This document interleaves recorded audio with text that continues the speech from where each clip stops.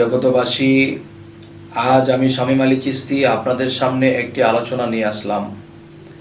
সে আলোচনাটি হলো যে তরিকত জগতে যারা আছে, মারেফাতের জগতে যারা আছে, তারা একটা কথা বলে থাকে যে এই 14 ভুবনের মাঝে আছে আমার মুর্শিদ মাওলানা।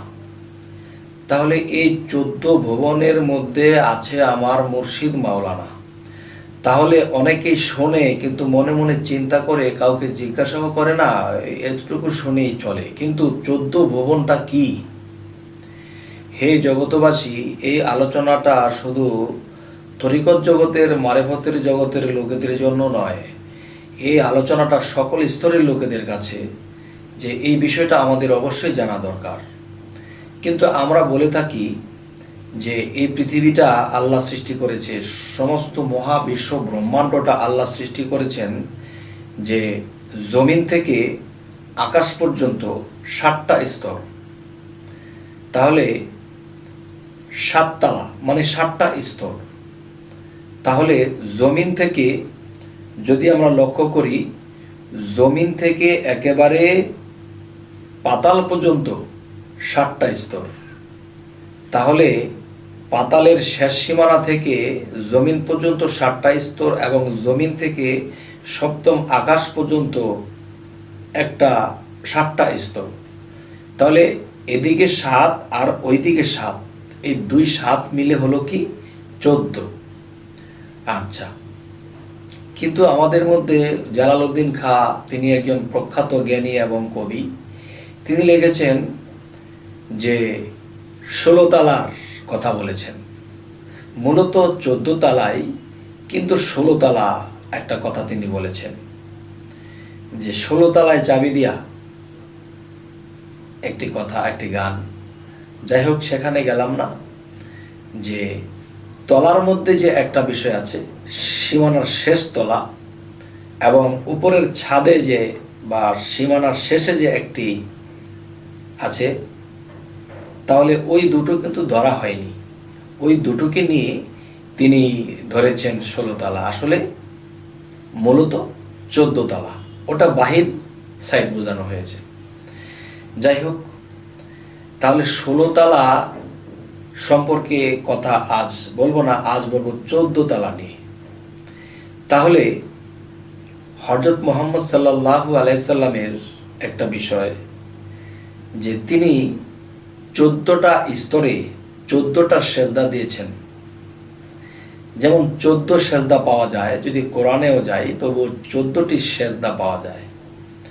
তাহলে 14টি জায়গায় তিনি সেজদা করেছেন। আর 14টি জায়গা কোথায়? 14টা স্তরে। তিনি যখন দেখেছেন, তিনি হযরত মুহাম্মদ সাল্লাল্লাহু আলাইহি সাল্লাম, তিনি ক্ষুদ্র হয়ে পৃথিবীতে এসেছেন, কিন্তু মূলত তিনি মহাবিশ্ব ব্রহ্মাণ্ড যদি আমরা 14 তালা ধরি, তাহলে হযরত মুহাম্মদ সাল্লাল্লাহু আলাইহি সাল্লাম তিনিও নিজেও একজন 14 তালা। তাহলে এই 14 তালার ভিতরে সমস্ত সৃষ্টিকে আল্লাহ সেটিং করলেন। আরশ, কুরসি, লৌহ কলম, সমস্ত কিছু, সাগর, পাহাড়, নদী, চাঁদ, সূর্য, গ্রহ, নক্ষত্র, সমস্ত কিছু আল্লাহ সেটিং করলেন। আর সেই সেটিংয়ের ভিতরেই আমরা সেই পৃথিবীতে বসবাস করি। যাই হোক, হযরত মুহাম্মদ সাল্লাল্লাহু আলাইহি ওয়াসাল্লাম তিনি নিজেই একজন 14 তালা, এবং বাহ্যিক জগতেও আছে 14 তালা। শরীয়তের ভাষায়, শরীয়তের জ্ঞান অনুসারে তারা বলতেছে যে এই বাহ্যিক এই 7 তালা বা 14 তালা তিনি বিরাজ করেছেন। আর তরিকত এবং মারেফত এবং হাকিকত কি বলে? যে তিনি নিজেও 14 তালা, তার নিজের মধ্যেই তিনি বিরাজ করেছেন। তাহলে সে বাহিরের 14 তালাতেও আল্লাহ আছেন, এবং ভিতরের 14 তালাতেও আল্লাহ বিরাজ আছেন। তবে এখানে যদি আল্লাহ বিরাজ করে থাকেন, তাহলে হযরত মুহাম্মদ সাল্লাল্লাহু আলাইহি সাল্লাম এই নিজের মধ্যে থেকেই তিনি মেরাজ ঘটিয়ে নিলেন। যাই হোক, এ হলো তরিকত এবং মারেফতের সাইড। আর শরীয়তের সাইড, বাহ্যিক আকাশমণ্ডলীতে হযরত মুহাম্মদ সাল্লাল্লাহু আলাইহি সাল্লাম আল্লাহ গিয়ে আল্লাহর সাথে সাক্ষাৎ করে আসছেন। যাই হোক, তো আল্লাহ চাইলে এখানেও পারেন, আল্লাহ চাইলে ওখানেও পারেন, অস্বীকার করার কিছু নেই। যাই হোক, সেখানে গেলাম না।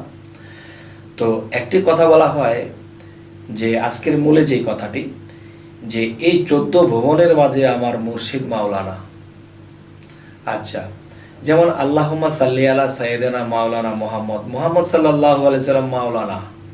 আবার বলা হইতেছে যে এই 14 ভুবনের মাঝে আমার মুর্শিদ মাওলানা। কেন? কাজী নজরুল কি না বুঝেই লিখেছেন যে তাওহীদেরই মুর্শিদ আমার মুহাম্মদের নাম? তাহলে মুহাম্মদ কি মরে গেছে?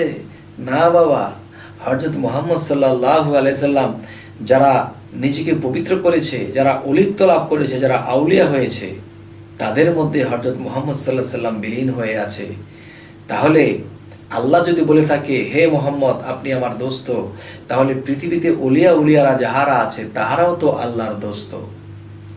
তাহলে এই 14 ভুবনের মাঝে আমার মুর্শিদ মাওলানা, সেটা কিভাবে? যে হযরত মুহাম্মদ সাল্লাল্লাহু আলাইহি সাল্লাম তিনি যখন পৃথিবীতে দেহ নিয়ে বেঁচে ছিলেন, তারপরে দেহের থেকে যখন বের হয়ে গেলেন, তারপরে দেহটা কিন্তু মদিনায় শাহিত আছে, কিন্তু আত্মা বা রূহ কিন্তু সেখানে শাহিত নেই। সে এখনো সমস্ত বিশ্ব ব্রহ্মাণ্ডের মধ্যে সে বিরাজমান। যাই হোক, বিরাজমান কোথায়? বিরাজমান, আল্লাহ বলেছে যে নিজেকে পবিত্র করলো সে সফল কাম। যে যারা সাধনা করলো আল্লাহকে পাইবার জন্য, যারা সাধনা করে নিজেকে পবিত্র করেছে, তাদের মধ্যে আল্লাহ মিশেছে এবং তার সাথে রাসূল মিশেছে। হযরত মুহাম্মদ সাল্লাল্লাহু আলাইহি সাল্লাম সে আউলিয়াদের মধ্যে আছে। তাই বলা হয়েছে যেদিন আমরা একজন কামেল মুর্শিদকে ধরলাম সেদিন আমরা রাসূলকেই পাইলাম, আর যেদিন আমরা রাসূলকে ধরলাম সেদিন আমরা আল্লাহকেই ধরলাম। আর এখানেই বলা হয়েছে তাওহীদেরই মুর্শিদ আমার মুহাম্মদের নাম। আবার বলা হয়েছে এই 14 ভুবনের মাঝে আমার মুর্শিদ মাওলানা। তার মানে কি? এই 14 ভুবনের মধ্যে মুহাম্মদ সাল্লাল্লাহু আলাইহি সাল্লাম মুর্শিদের মধ্যে মিশে মুর্শিদ রূপে, রাসূল রূপে বিরাজমান। হে জগতবাসী, আজ এই কথার ফয়সালা দিতে গিয়ে এই কথাগুলো বলতে হলো। জানি না কার কাছে ভালো লাগবে, কার কাছে মন্দ লাগবে। তবে যদি খারাপ লাগে আমাকে জানাবেন কমেন্টে, এবং যদি ভালো লাগে তবেও জানাবেন।